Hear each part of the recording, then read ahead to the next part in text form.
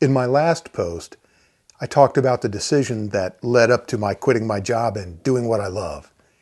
In this post, I'll talk about the fact that just because you love to do something doesn't mean you're necessarily going to be all that good at it. I was pretty good at playing harmonica since I'd been doing that most of my life, but I had no experience whatsoever at singing and playing guitar in public. So I wrote a couple songs and started going to open mics.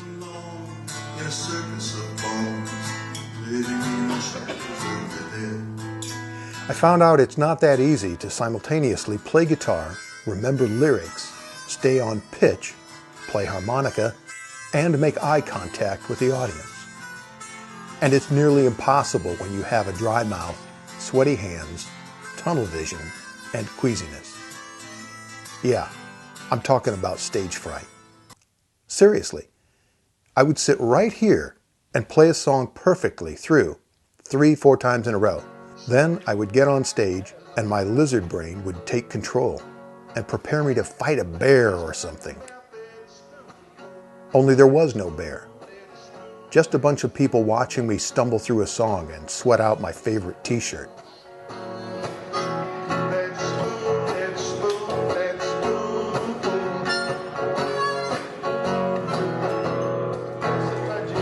Sometimes you don't.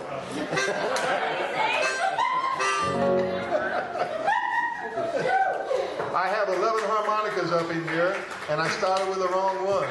Now it goes like this.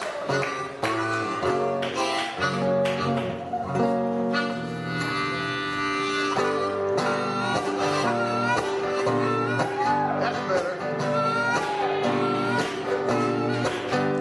Then I realized maybe there was a bear. Maybe my lizard brain was the bear.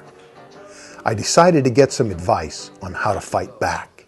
Had enough of me. Look at the audience, imagine them naked. Imagine they're all your friends and family, or just imagine they're not there. I don't know, it's hard to say. Look at the audience, talk to them, talk to some of the people before you go up on stage. Might be a good idea too, to get yourself, find out they're just normal people just like you are. So they always say to lay down like you're dead, but I imagine you may soon be if you did that. What would you tell someone who was suffering from stage fright as advice? I think I'd say just remember that performance is an exchange, and the audience is much nicer than you think. And this is your avenue, your opportunity to really grow and share who you are. And the audience really wants to know who you are. How would you fight a bear? Oh, God. I know for mountain lions, you're supposed to get big. You're supposed to get really big. But I don't know how you fight a bear. So, after listening to all this good advice, was I cured? No, not really. But I was still irrationally committed to the idea of playing music in public. So I kept trying. That's how it is with irrational commitment. It's what led Don Quixote to make a fool of himself, and what leads otherwise rational people to get married.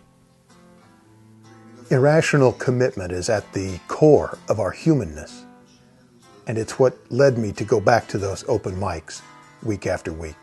Eventually, I got better, and more importantly, I was actually starting to have a good time. I even got a gig for a full night at the Gateway Winery. Was it perfect?